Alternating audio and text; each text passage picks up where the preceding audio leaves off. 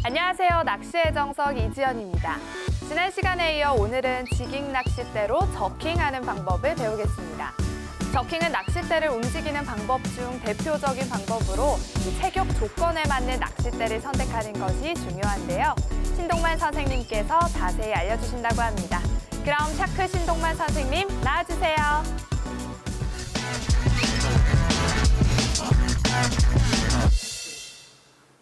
자, 빅게임 낚시는요, 낚싯대 선택이 매우 중요합니다. 본인의 체격 조건에 맞는 낚싯대를 선택을 하셔야 됩니다.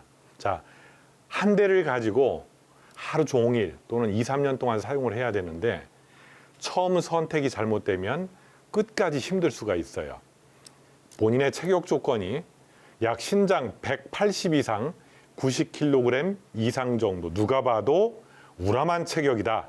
또 한 분은 누가 봐도 왜소한 체격 조건이다. 이렇게 극명한 두 가지 체형 조건을 봤을 때요. 제가 들고 있는 이 낚싯대 중에 맨 아래에 있는 지깅 낚싯대 역시 굵기가 확연히 다르죠. 가늘잖아요. 이 정도 낚싯대로도요. 미터급 이상 되는 부시리를 충분히 낚아올릴 수 있는 그런 파워를 갖추고 있어요. 자, 이런 낚싯대는 왜소한 분이 맨 위에 맨 아래 것의 약 2배 정도 되는 두께의 블랭크인데요. 이런 낚싯대는 체격 조건이 아주 좋은 우람한 분이 선택을 해야 됩니다. 왜냐하면 누가 봐도 우람한 체격 조건이 너무 가는 가벼운 낚싯대를 사용을 한다 그러면 낚싯대가 불안해 보이겠죠. 반대로 체격 조건이 왜소한 분이 너무 헤비한 장비를 들었을 때는 힘들어서 낚시를 1시간도 못 하게 됩니다. 그래서 본인 체격 조건에 맞는 지깅 낚싯대를 선택을 해야 된다. 그렇게 이해를 하시면 됩니다. 빅게임 낚시는요, 대상어종이 크기 때문에 체력 소모를 줄이기 위해선 낚싯대 선택이 중요합니다. 따라서 자신의 체격 조건에 맞는 낚싯대를 골라야 하는데요. 왜소한 체격이라면 굵기가 가느다란 낚싯대, 우람한 체격이라면 굵기가 두꺼운 낚싯대를 선택하시면 되겠습니다. 자, 제가 지금 들고 있는 낚싯대는요. 누가 봐도 좀 가늘다. 베스 루어 낚싯대 정도로 보여지는 그런 굵기예요. 그렇지만 설계 방식은 이게 바로 빅게임 낚싯대입니다. 저만한 부시리방어 참치를 걸어도 문제없는 그런 전문 낚싯대예요. 자, 이 가늘어 보이는 낚싯대를 제가 뒤로 꺾어서 자, 얼마나 휘는지 탄성이 좋은지를 시연을 해볼게요. 이렇게. 자, 굉장히 부드러워요. 자, 이 느낌하고요. 반면 좀 강한 걸 보여드릴게요. 자, 이번에는 누가 봐도 체격 조건이 좋은 분이 사용을 해야지만 적합한 정도의 파워 레벨. 자, 요 정도 굵기입니다. 제가 새끼손가락으로 한번 보여드릴게요. 네. 자, 시연을 해드려 볼게요. 이거는 좀 강하게 느껴져요. 끝에서. 자, 이쪽 손에서는 부드러움이 느껴지만 끝에서는 제 목 뒤에서는요, 강하게 몸을 앞으로 짓누르는 그런 느낌이 딱 보여요. 네. 이렇게 강한 거예요. 자, 이번에는 중간 정도예요. 그러니까 지깅 낚시를 하실 때 누구나 체격 조건에 관계없이 아주 노멀하게 사용할 수 있는 H2MF, 영어로 H, 숫자로 2, MF, 6.5피트짜리입니다. 이 정도 낚싯대가 중간인데요. 가장 표준이라고 보시면 돼요. 자, 보여드릴게요. 자, 이거는 굉장히 부드러운 듯 하면서도 허리 쪽에 제 목 뒤에 버티에 강한 힘이 느껴집니다. 자, 이게 확 꺾여도요, 부러지지 않습니다. 좋은 낚싯대, 큰 고기를 낚아야 되는 그런 낚싯대는 궁극적으로 끝까지 힘을 가해도 부러지진 않습니다. 다만 적정한 힘 속에 본인이 마지막 컨트롤은 잘 해줘야지 됩니다. 너무 치켜 세우거나 강한 것에 강하게 맞서려고 하면 부러지겠죠. 먼저 왜소한 분들이 사용하면 좋을 얇은 낚싯대입니다. 부드러운 탄성이지만 강한 힘을 가지고 있는 것이 특징인데요. 체격이 좋은 분들이 사용하면 좋을 굵은 낚싯대. 강한 힘을 버틸 수 있는 것이 특징입니다. 낚싯대를 하나만 골라야 한다면 추천할 만한 중간 굵기의 낚싯대. 모든 체형이 소화 가능한 것이 특징입니다. 이렇게 낚싯대마다 특징이 다 다른데요. 본인의 체격에 맞는 낚싯대를 꼭 선택하시기 바랍니다.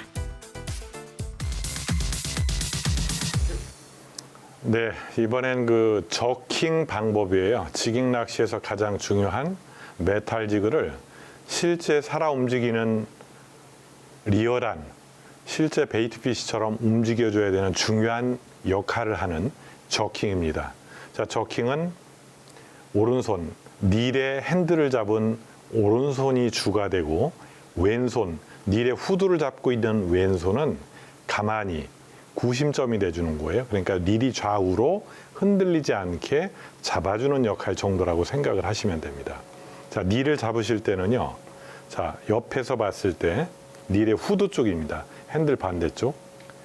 이렇게 닐을 감싸 쥐려고 하면 힘들어서 못해요. 나중에 이 엘보근이 우리가 팔뚝이라고 하죠. 팔뚝 근육이 서서히 지쳐오기 시작을 해요. 그래서 접시 위에 손바닥이 접시고 사과 하나를 얹어 놓는다라는 느낌으로 가볍게 받쳐주는 정도. 엄지손가락 쪽이 좌우로 움직이지 않게 흔들리지 않게 잡아주는 역할. 이렇게 하는 겁니다. 자, 반대쪽 보실게요. 반대쪽은 자, 이렇게 됩니다. 손이 파지법이. 트리거를 굳이 손가락 사이에 끼우려고 하시면 안 돼요. 트리거 앞쪽으로 받쳐주고 자, 손을 핸들을 잡고 오른손은 원을 그려주는데요. 처음에 연습을 하실 때는 오른손이 자연스럽게 감는 역할만 해주시면 돼요. 제가 가만히 감기만 해볼게요. 감다가 점점 와일드하게 원을 크게 한번 그려볼게요. 낚싯대 앞쪽을 잘 보세요. 벌써 저킹이 되고 있어요. 제가 하려고 안 해도. 자, 그러다가 이 연습이 한두 차례 연습이 됐다. 그러면 자, 원을 그리는 핸들, 손잡이를요. 잘 보세요. 위아래로 타원형이 되게 더 와일드하게 제가 그려줄 거예요. 이렇게 저킹이 되고 있죠. 자연스럽게. 하나, 둘, 하나, 둘. 리듬. 그러니까 속도는요. 느리지도 빠르지도 않게 중속 정도로 해주시면 돼요. 그러면 느린 속도, 빠른 속도를 제가 한번 보여드릴게요. 느린 속도 먼저 보여드릴게요. 하나, 둘, 셋, 넷, 다섯, 여섯. 1초보다 조금 느린 속도, 빠른 속도. 하나, 둘, 셋, 넷, 다섯, 여섯, 일곱. 1초에 3회전 정도. 자, 중속은요. 하나, 둘, 셋, 넷, 다섯, 여섯, 일곱. 1초에 2회, 2.5회 정도 이런 스피드 생각하시면 돼요. 저킹은 메탈 지그를 실제 살아서 움직이는 고기처럼 움직여주는 것을 말하는데요.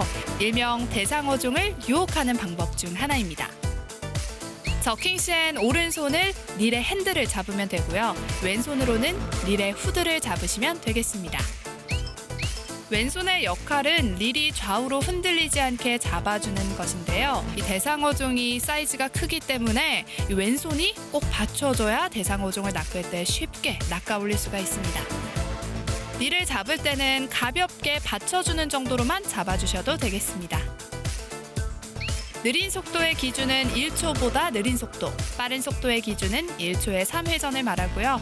중속의 기준은 1초에 2에서 2.5회전을 말합니다. 이신동만 선생님께서는 중속을 추천하셨습니다. 루어를 작동시키는 것은 이 릴링뿐만이 아니죠. 오늘의 낚싯대를 적극적으로 움직여서 대상어종을 공략하는 이 저킹 방법을 배웠습니다. 저킹은 낚싯대를 팔 전체로 강하게 잡아당기는 동작으로 잡아당긴 후에 잠시 멈춰서 여유가 생긴 낚싯줄을 릴링하는 방법입니다. 다음 시간에 팝핑 낚시로 캐스팅하는 이 전반의 과정을 알아보겠습니다. 그럼 초보 낚시 탈출하는 그날까지 낚시의 정석과 함께하세요.